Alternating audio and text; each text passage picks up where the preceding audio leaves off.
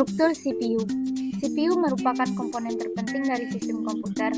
CPU adalah komponen pengolah data berdasarkan instruksi-instruksi yang diberikan kepadanya. CPU terdiri dari dua bagian utama. Satu, unit kendali atau control unit. Dua, unit aritmatika dan logika atau ALU. CPU atau Central Processing Unit dapat dikatakan juga otak komputer itu sendiri. Terdapat 4 komponen utama penyusun CPU, yaitu pertama, arithmetic dan logic unit atau ALU. Tugas utama yaitu untuk membantu berbagai fungsi pengolahan data komputer. 2. Control unit. Tugas utamanya adalah mengendalikan operasi dalam CPU dan juga mengontrol komputer secara keseluruhan untuk menciptakan sebuah sinkronisasi kerja antar komponen dalam melakukan fungsinya masing-masing. Yang ketiga, registers atau top level memory, yaitu media menyimpan internal CPU yang digunakan saat proses pengolahan data, dan memori ini bersifat sementara. Biasanya digunakan untuk menyimpan data saat diolah ataupun data untuk pengolahan selanjutnya.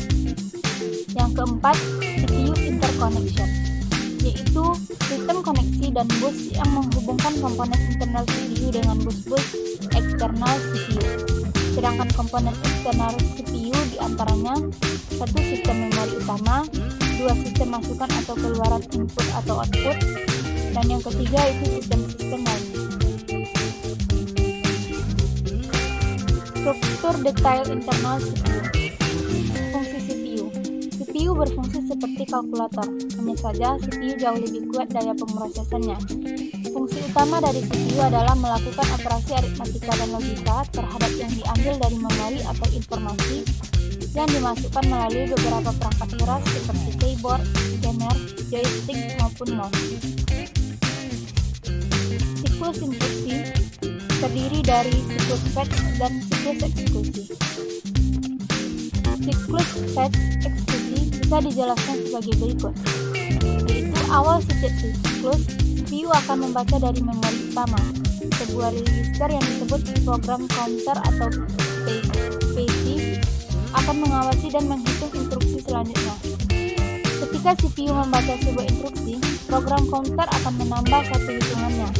Lalu, instruksi-instruksi yang dibaca tersebut akan dimuat dalam suatu register yang disebut register instruksi atau IR.